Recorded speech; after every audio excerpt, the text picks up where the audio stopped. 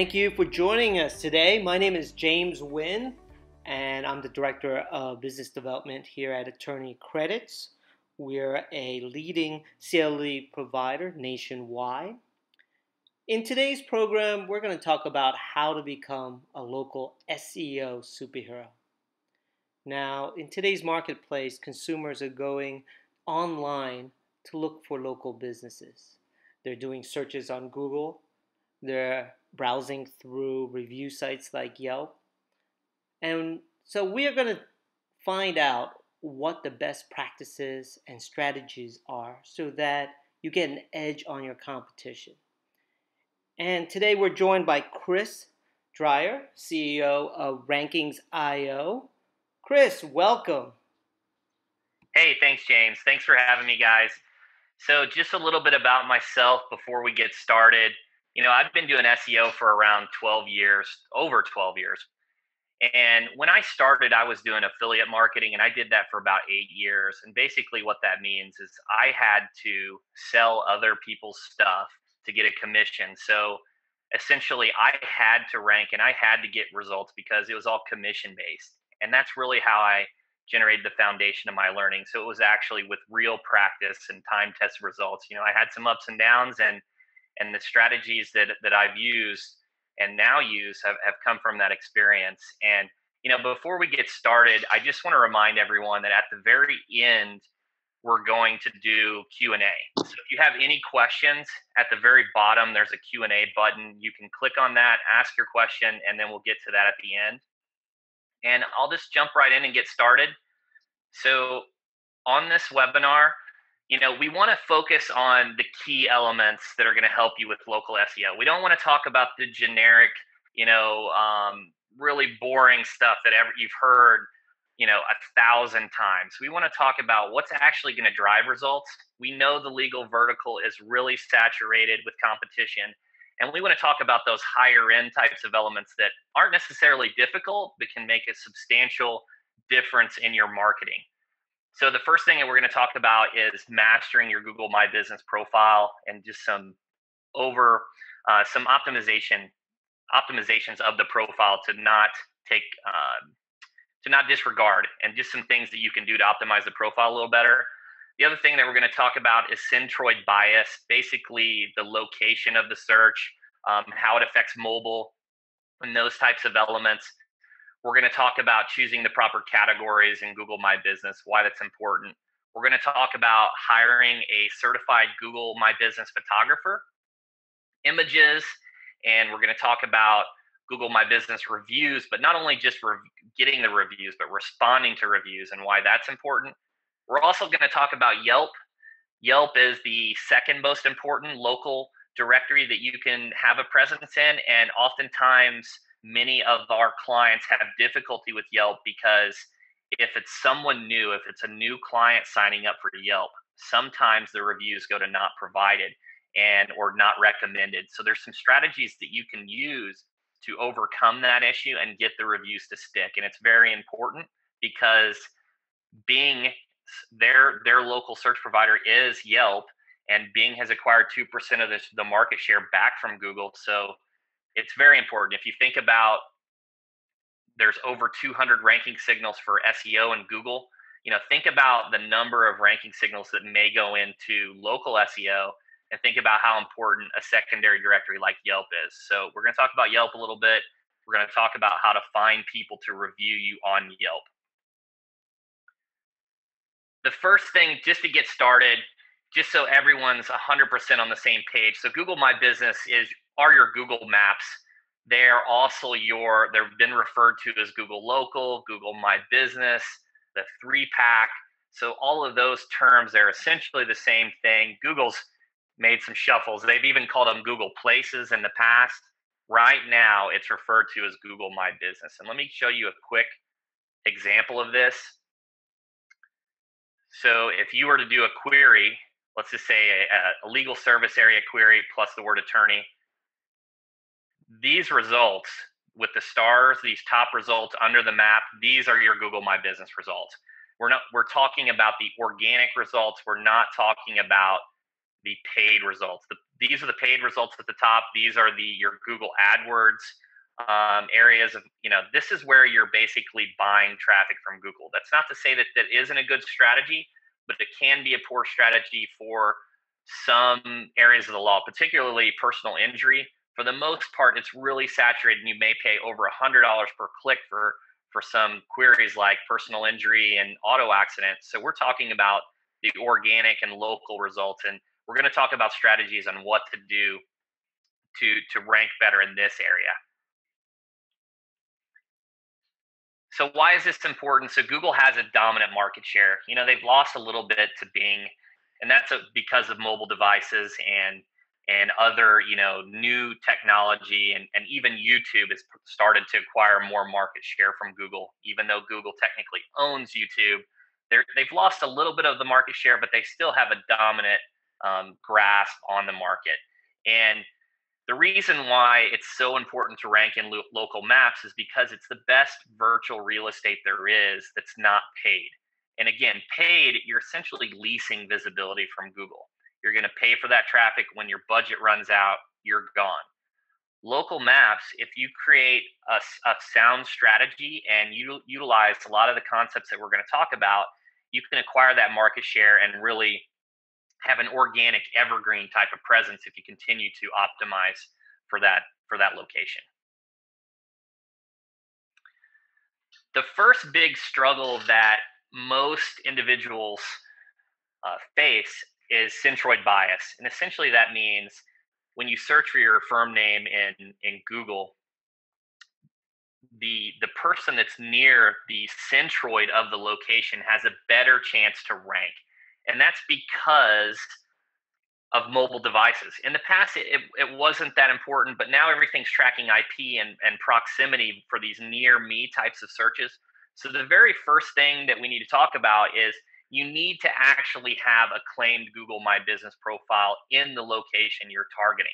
And in some cases, I know of individuals that are using satellite offices and Regus, offices. Those technically aren't abiding by the terms of service for Google. However, if you do get them claimed, that is a shortcut around the location proximity issues. But ultimately, you're going to have the best chance to rank for your keywords. So if you're, for example, if you're in Clearwater and you have an office in Clearwater, you're going to stand a better chance to rank due to proximity, and that's primarily because of mobile devices and IP-based searches. So it's just very important to know.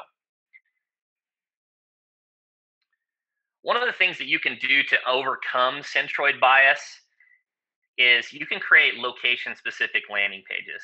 So if you have other cities near you, you can actually create a page for them. So for example, we're going to use the firm Dolman Law Group as an example.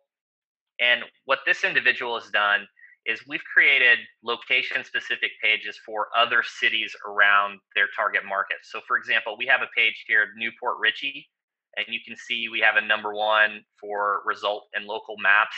And you can also see a number 3 organic result, and that's because of these location-specific pages.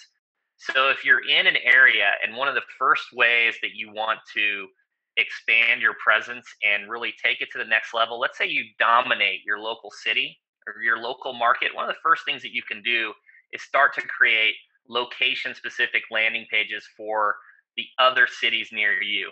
So that's the first step that you can take. And you don't want to do it for just your main umbrella, personal injury. So you see firms like Morgan & Morgan, and they have a huge presence. It's because they have these location-specific pages. In fact, let's just pop over the Morgan & Morgan really quick.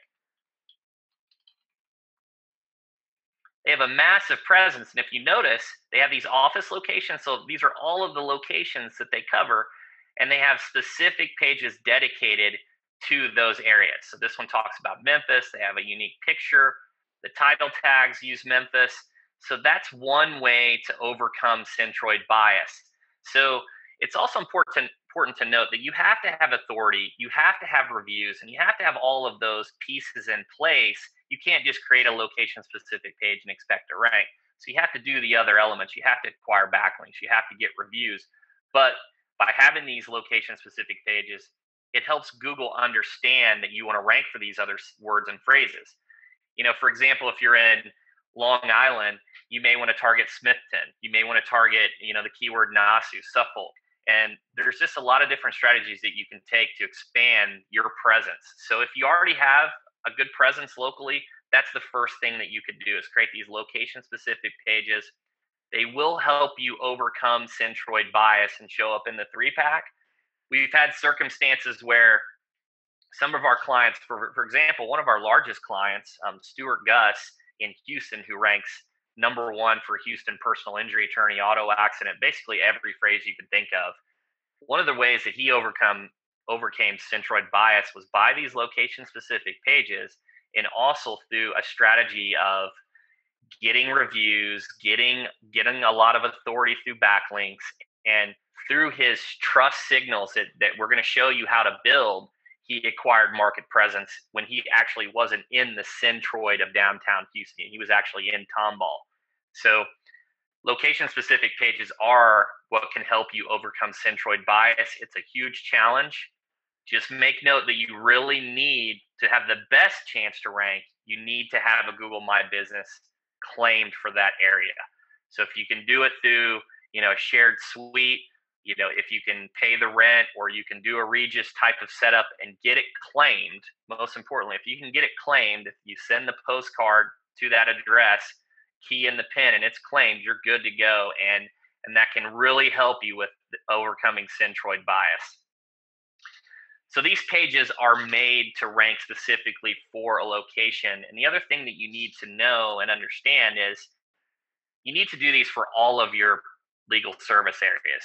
So when you create a location specific page, it has the same challenges that other pages have with a character length limit in the title tags. You can only put so many words. If you see in the upper right here where it says personal injury lawyers in Memphis, Tennessee, that area is limited to 75 characters. So it's really important. What I wanted to mention is you need to do those for your other areas of the law. So if you're a PI attorney, you want to do brain injury page, you want to do, wrongful death, car accidents, truck accidents, motorcycle, bicycle.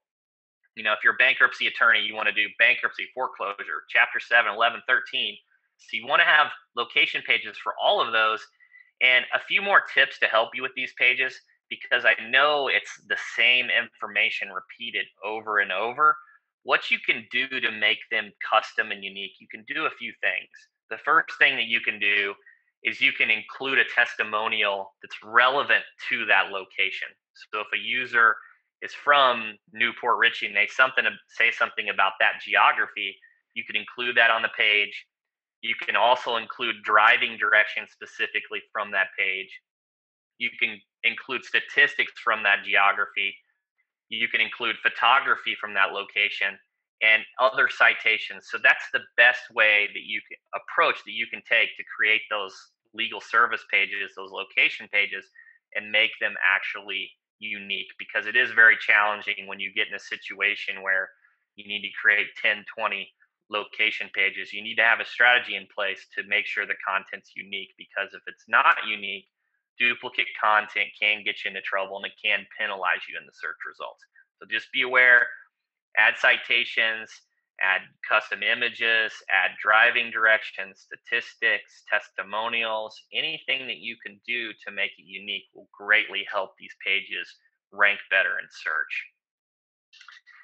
And again, we're just talking about these pages that are your geography phrase plus your legal service plus the word attorney or lawyer. So Clearwater, auto accident attorney. New York, car accident lawyer. Brooklyn, brain injury attorney. So those are the pages that we're talking about. And again, just include driving directions, include citations, testimonials, and those types of elements to make these pages unique. You also want to, just a couple little secondary low-hanging fruit type of item.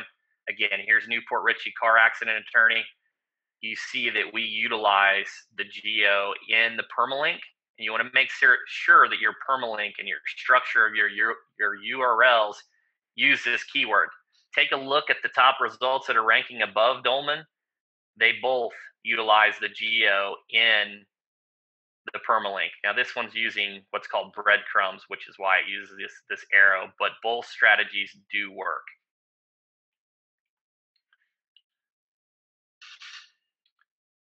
You know, there's some circumstances that I'm sure you've seen recently where an attorney will, instead of using their real firm name, they'll use, let's say you're trying to rank for Brooklyn personal injury lawyer, where the person will actually type in Brooklyn personal injury lawyer, but this is actually not abiding by the Google terms of service, and it can get you into trouble.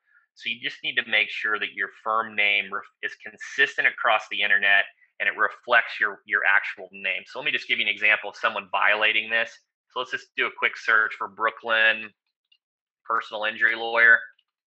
I know I just misspelled that, guys, but bear with me.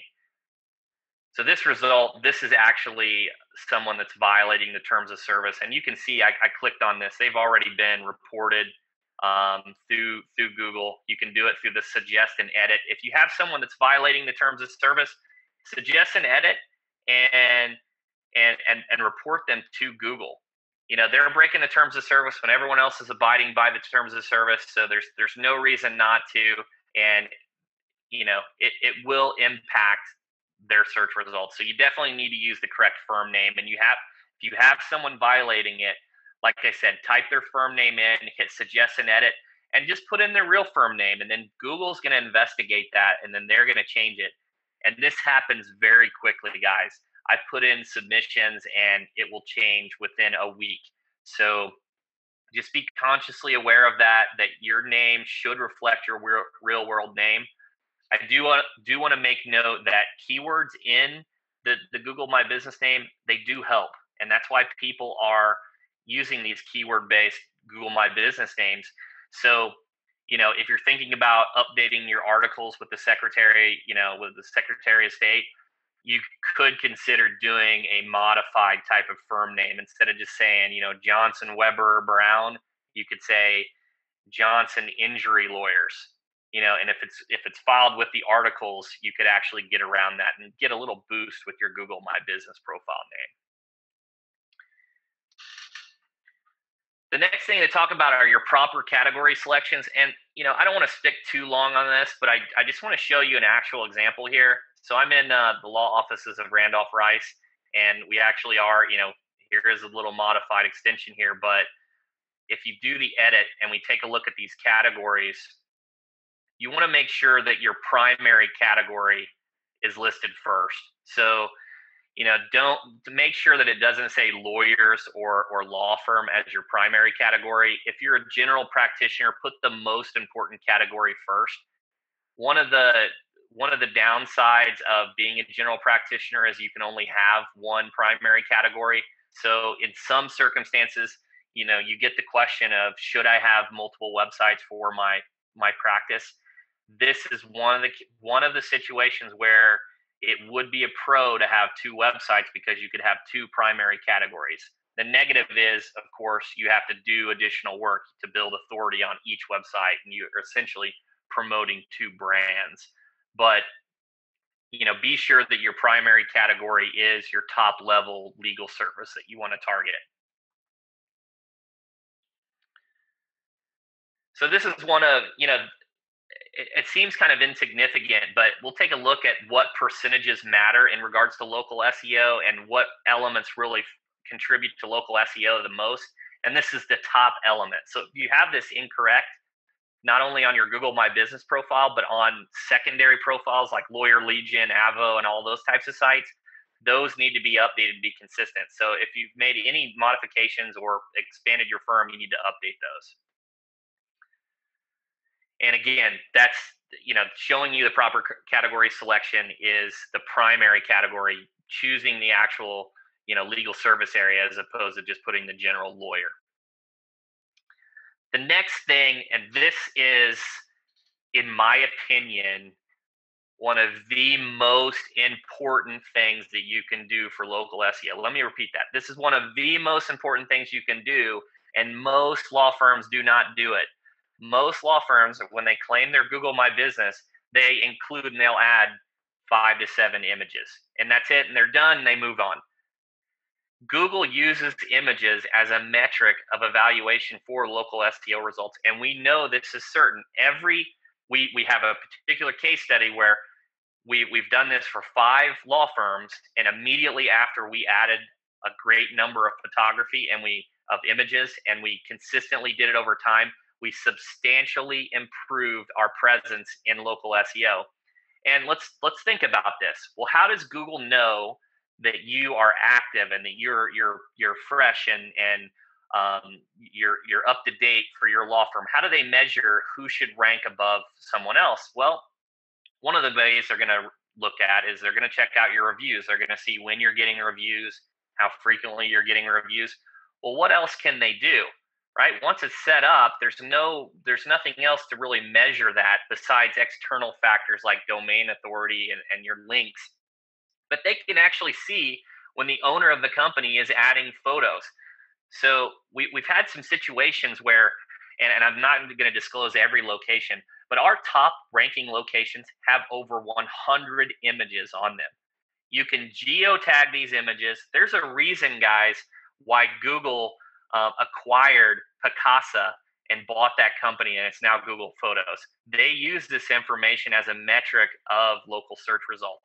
So when you go in here, and this is new, so if it's been a while since you've checked out your photos and you go into this manage photo section, you're going to see at the top overview by owner, interior, exterior, at work, team. They've segmented categories, and they also list, this is what's crazy, guys. At the bottom of the page on your dashboard, they say this firm has X amount of photos versus your competitors have this amount on average. So they're using that as a metric of evaluation, and it is a way to consistently update your profile. It's one of the only ways that you can do that. Not too long ago, we had Google Local and we had the whole Google Plus fiasco, and you could kind of get active on there. But nowadays, it's reviews, responding to reviews, and photos. I can't emphasize this enough. Photos are an extremely important factor. And I don't want to talk about photos, too long. We mentioned in the previous video Yext. So Yext aggregates to over 100, local providers. It's really important to add a photo to Yext continually over time as well, because that will help your local presence as well. One of the things that you can do, so you can add images in your office, team members, logos, you can add your associations, you can add your badges. Remember, Google can't see these photos, right? So you could add about any type of photo because it can't visually see the photos unless there's a manual review. However, they should be relevant. They should incorporate your brand because other people are gonna look at these photos. The next thing that you should do, and this is an investment, right? So there is a cost associated to this. And from my experience, the last I heard of this, the last 3 law firms we've worked with have done this. When they hire a Google certified photographer, it's roughly $300 to $400, but it's an investment. So let me explain what that is. So if you Google certified photographer, this top result, this Google Street View hire, these photographers have went through a certification process to get vetted by Google. They have to maintain this certification. They can update your Google local profile. They can do the 360 tours, and they can also access Google for support if you need to make changes. So once you click in here, all that you'll do is you'll just scroll down, and they list it right on the homepage. You scroll down to the middle section here, and you can find a trusted pro in your area. It has their email, it has their phone number, and if you're looking for photos, particularly for Google My Business, and you want to improve your trust signals and even do these virtual tours, this is a must. This should be done for every single location you have. So you want to add photos yourself, but you need a Google certified photographer to come out. Guys, we're talking about a situation where there's 3 winners. There's 3 winners, there's 3 losers. So if you're not doing this, chances are they probably are, and it's just another barrier of entry to get ahead of the competition by doing this type of thing. So it's really important. I can't stress it enough to add photos consistently to your Google My Business profile. Get a certified photographer, have someone in your office start, utilizing your blog photos. If you use a blog photo and it watermarks your logo, use those. There's many different methods of doing this, and it's very simple to add them. You just log in, you go over here to the camera, and you add the photo. It's just a huge advantage, guys. I can't stress it enough. The other thing to note is when you're choosing these photos, you need to place them in the correct categories, because if someone finds you on Maps, you can actually it segments the different areas. So just make sure you put them in the correct category location on the page. Take a look at the top ranking sites in, let's say, Houston, Philadelphia, Los Angeles. Look on their photos section and look at how many photos they have. And I'll bet you that they have at least 50 plus, if not more. The next thing that we want to talk about is reviews.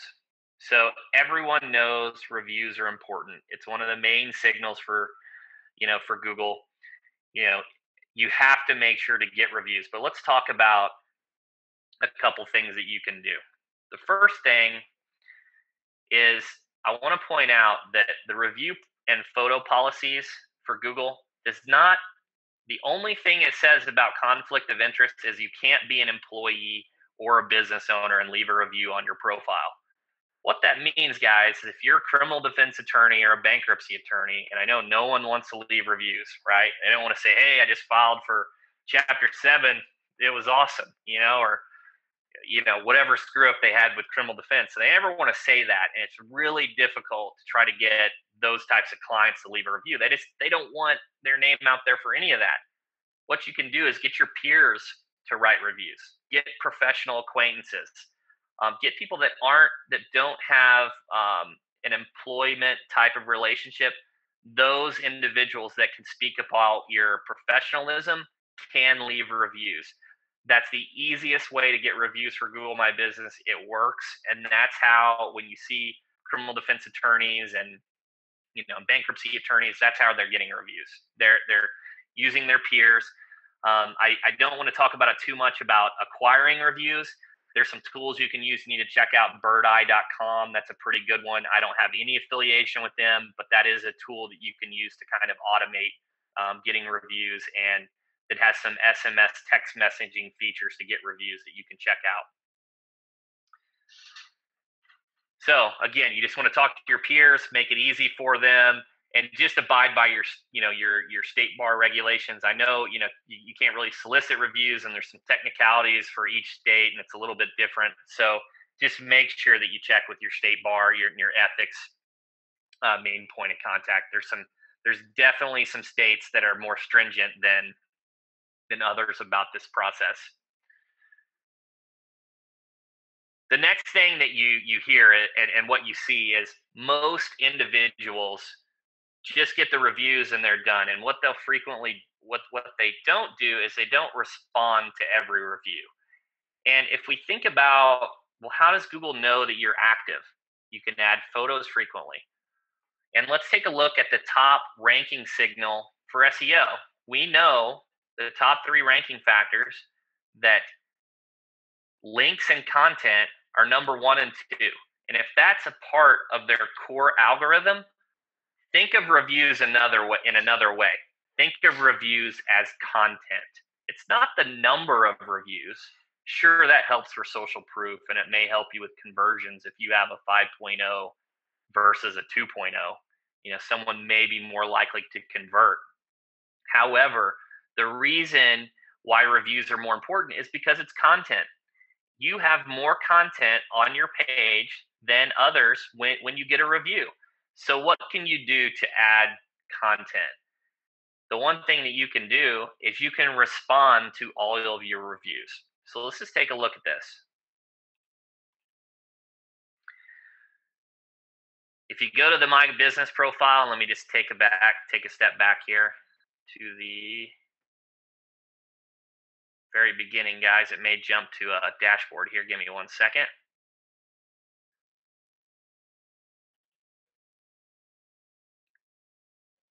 So if you're at your dashboard, over on the left-hand sidebar, you're going to see this reviews star. Sometimes if you're logged in, it may be up at the top in a different placement on Google My Business, but typically it's on the left. You can view and edit your responses to every person that leaves a comment. So you don't want to do this for just people that are leaving negative reviews. Obviously, I know people feel defensive when they get somebody that leaves a review. Maybe they're not associated with your firm and you feel obligated to respond to it. But it's really important that you respond to all the positive reviews. And in fact, Google actually recommends this. And I want to show you again, we'll use Dolman Law Group as an example of someone that's doing it really well. So we take a look at their reviews. You'll see this comment from Stephen Sweat, and it says, "Thank you very much, Steve. I appreciate the kind words." But look what occurred here. And this is Matt Dolman doing it. He naturally includes a keyword in here. So it's not about being, stuffing keywords. If you naturally use keywords, that's okay. And Google helps understand that you want to rank for these words and phrases. So it will develop relevancy around those phrases. So you may appear more frequently. But basically, if you have 3 reviews and you respond to every reviews, you're getting significantly more content on the page. And I strongly believe that this is a huge ranking factor. And we've seen our clients are really dominating the local SEO. I mean, we're really dominating without disclosing which locations. And it's because of the images situation. And it's because of doing things like responding to reviews. Let's talk about Yelp. So we all know that Google My Business is the #1 stunner, and you need to do everything for Google, right? You got to do your images, you got to respond to reviews, get reviews. But Yelp is very important. And again, if you think of where Google uses over 200 ranking signals for SEO, they're not going to use just one signal, Google My Business, for local SEO results. So you need to make sure that you get reviews on the top sites. So Google My Business, Yelp, Avvo, Yellow Pages, Better Business Bureau, sites like that, if you're paying for Better Business Bureau, of course.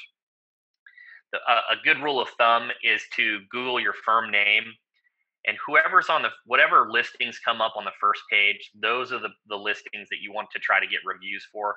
It also helps you with conversions, right? So if someone is researching your firm, they're going to see 5 stars in multiple locations and not just depend upon your badges, associations, and things like that on your website. So Yelp is really important. Bing has acquired 2% market share back from Google. Mobile devices are now pre-installed with Yelp, and it's one of the top downloaded local apps.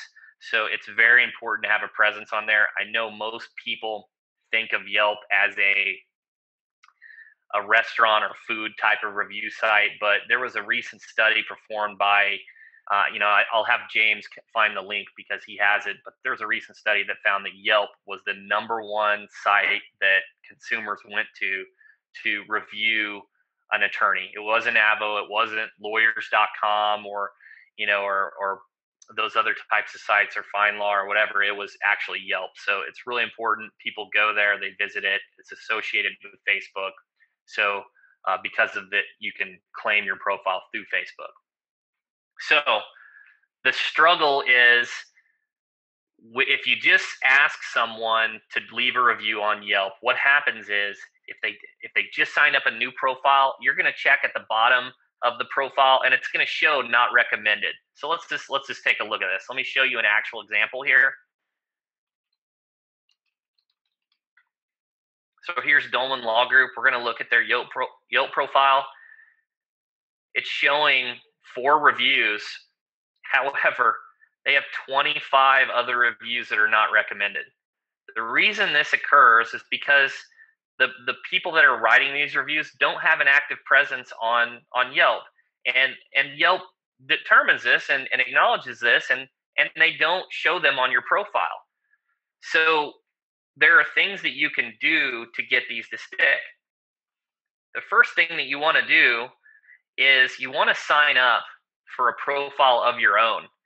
So when you sign up, and here's my profile, guys. After you sign up, you're going to get an option. You want to be descriptive. You want to have some information in here, but the key thing that you want to do is hit the Find Friends button. The reason the Find Friends button is so important is because if you signed up through Facebook, it's going to show you every one of your Facebook friends that are on Yelp. And then you can actually see who is a Yelper. So you can actually determine who Yelps frequently, and you can contact these individuals to get you reviews on Yelp. So you'll just scroll down to your left, you go to friends, and you can see, here Bob has 219 friends and 46 reviews. If he leaves a review, it's going to stick. It's not going to be buried. It's not going to be hidden. However, if you have someone that doesn't have any friends and doesn't have a profile picture, yeah, it's not going to show up.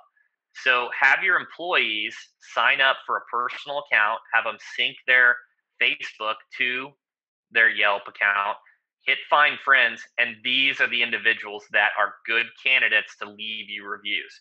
Otherwise, you're going to end up with a situation where they're just not going to show up. And we know it's a huge trust signal. It's a great way to get reviews for Yelp.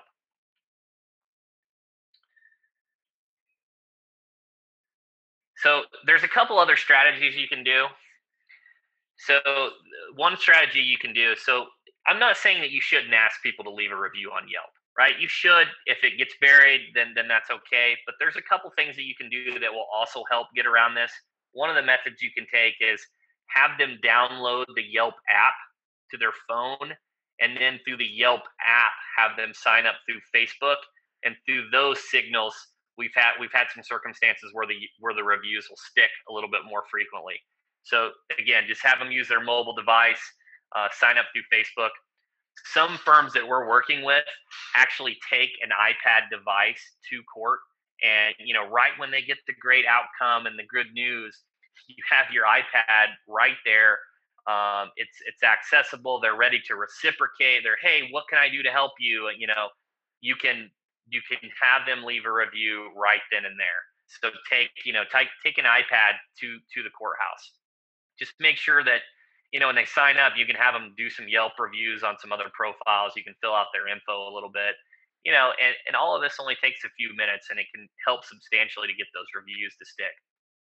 A couple other things that I wanted to mention is if you take a look, and this is if you Google top local SEO ranking factors, you're going to get this study from Moz. It's the local search engine ranking factors, and it's going to review what percentages encompass the top ranking factors. So, and I'm just going to go down the list, and we'll talk about each one of these, and then we'll open up the end to Q&A. So the first one is your proximity. So that's what we discussed about centroid bias. That's where you need to have an office location near the geography that you're trying to target. That's also why you need to have your landing pages set up to target your geography. Categories is number 2.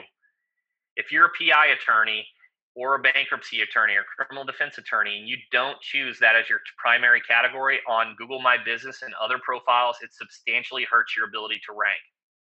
So if you have an SEO company or a third party, like Bright Local, doing your submissions, you need to audit the categories that they're setting up in your profiles.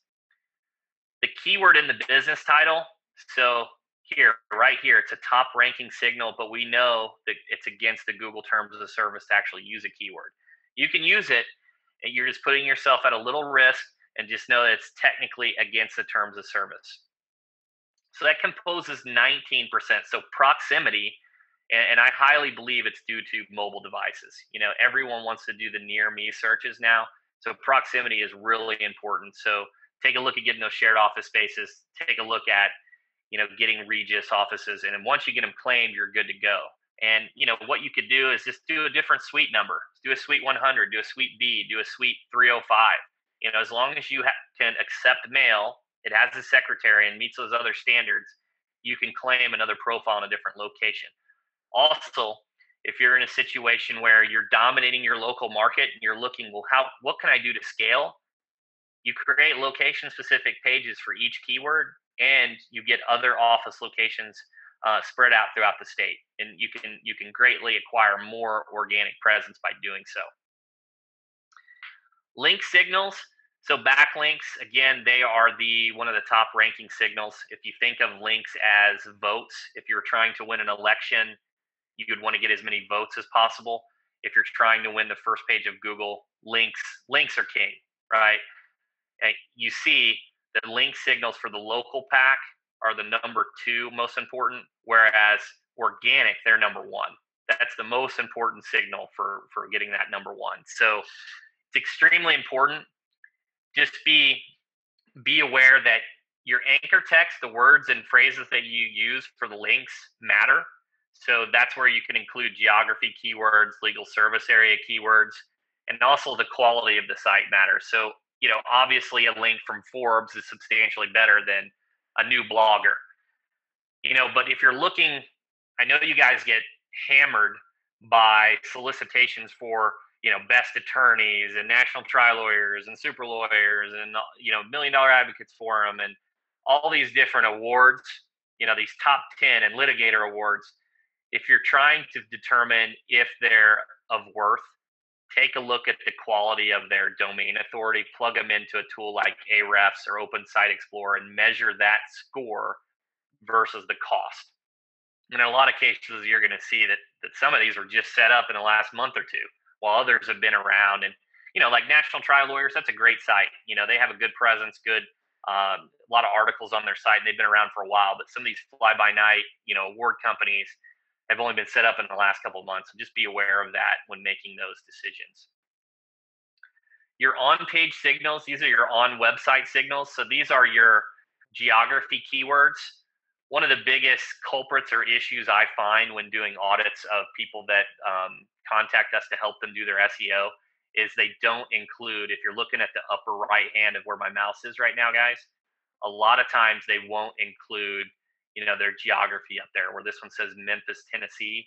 If you don't include your geography, you're competing against every city in the nation, every firm in the nation. So just make sure that your on-page signals, you have your keywords in your title, which is what we just talked about. And also, you want to have your name, address, phone number present on your website. So let's take a look at Morgan & Morgan again here, guys. So right in the sidebar, which is a site-wide location, they have their name, address, phone number, and they also have an embedded map. So this is an additional signal. And then this signal, this is what's called review schema. So review schema is what influences the star results in organic. So I can just show you that really quick.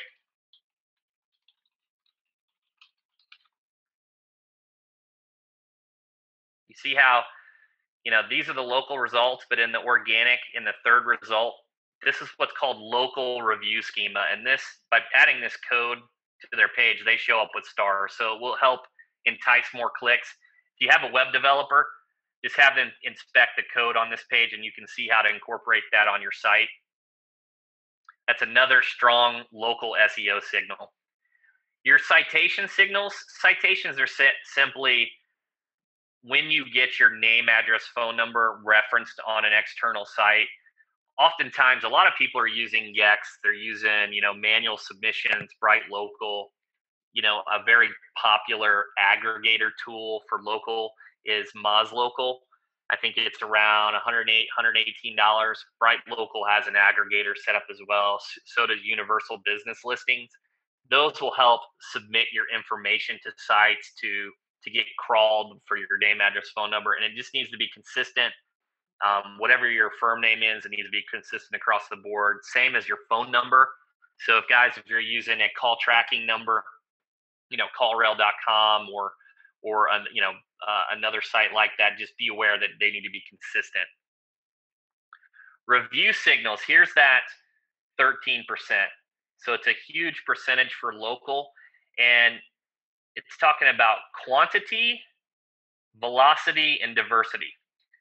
So here is where quantity, in my opinion, is where you can kind of supplement this by responding to your reviews.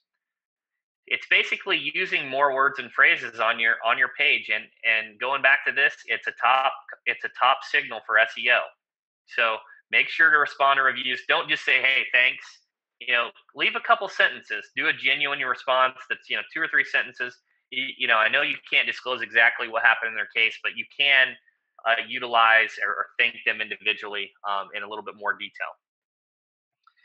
Your behavior signals, these are your check-ins, your click-through rate, your mobile clicks. These are all influenced through your meta descriptions, through the quality of your site, the user experience.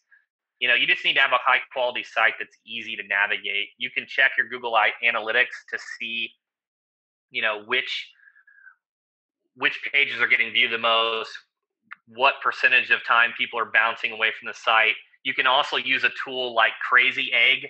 Crazy Egg was developed by Neil Patel to help split test landing pages. It's a very inexpensive tool, but it will help improve your user signals and conversions on your site. You could also take a look at live chat.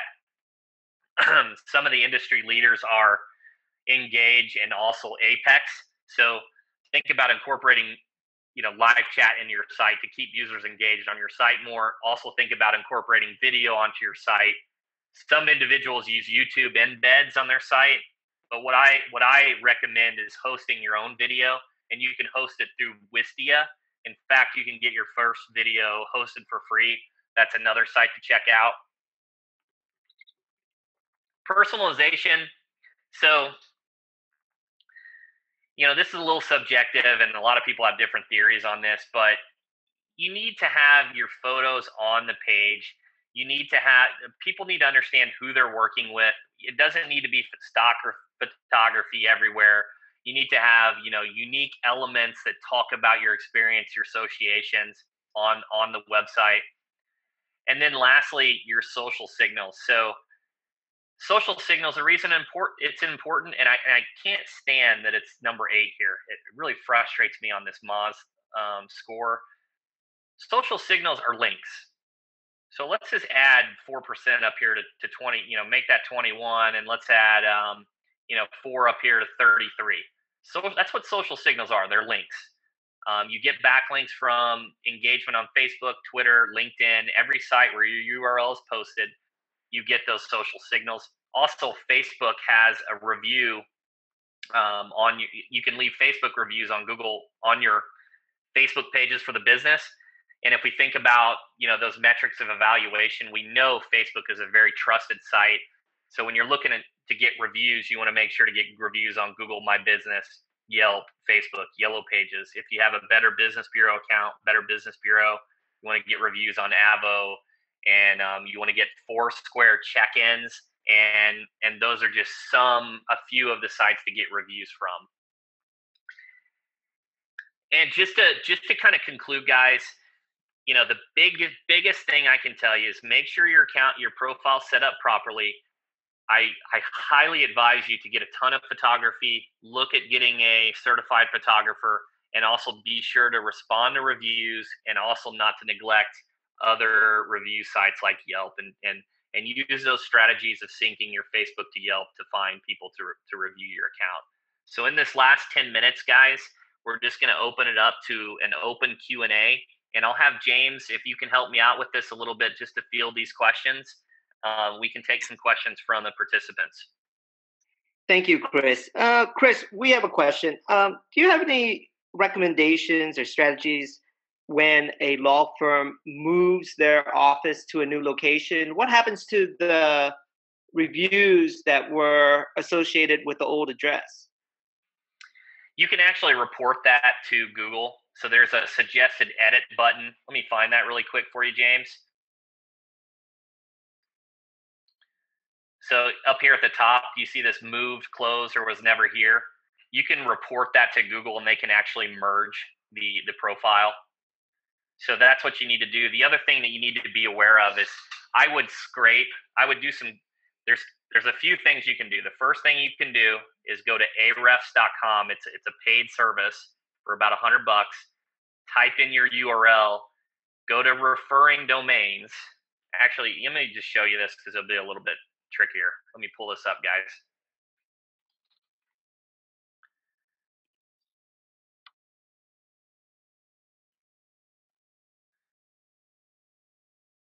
So you type in the firm name. You can go to referring domains, and this is everywhere your website's listed. So you need to update all of those sites with the correct name, address, and phone number. If you don't have the logins, let's say an SEO company took over, one of the best tools is Yext. I talk about Yext a lot, guys, but it really is good because Yext is one of those few tools that has an API access to a lot of sites, so they can override the existing sites that are live. So if you can't figure out your logins, you can use Yext to update your name, address, phone number. But you can suggest an edit, find the sites that are using the old, outdated information, and then utilize a tool like Yext to help you if you can't get access. Is there another question? Yes, just one second. What was the name of the SNFs app that you were recommending for reviews earlier in the presentation? Sure, that's birdeye.com, guys. It's this tool. Take a look at it. They have a lot. My recommendation is just to call them and get a demo. They have a lot of tools to help with acquiring reviews, review management. They have tools for following up through SMS text messaging. They have embeds for on your page. It's a little bit of an investment, but it will really help you out. It's a very, very powerful tool. And Chris, another question is, what if you really want to be on the local search on, neighboring states? Let's say you're on the edge of the border of two states, and how is that any different from the local strategy of just having pages for different addresses? Would it just be expanded from that strategy? That's pretty unique. So that's a little bit different. I would still say that you want to try to get a Google My Business verified in the neighboring state.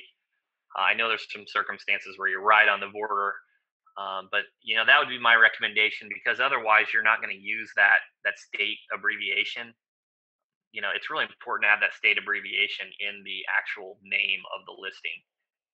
So I would, the first thing I would try is, if you're really close to the border, the first thing I would try is create a location-specific page and see if that helps. If you can't get it to rank, then I would try to get an actual location there through Regus or Shared Suite or, some type of arrangement. Okay, I think that kind of wraps up the Q&A section for today's webinar.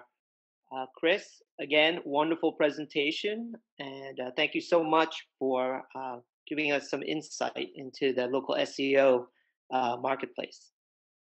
Thanks for having me, James. I really appreciate it. Guys, if you have any follow-up questions, just shoot me an email, chris@rankings.io, and I'm happy to answer any follow-up questions you have. Thank you so much for your time. Thank you.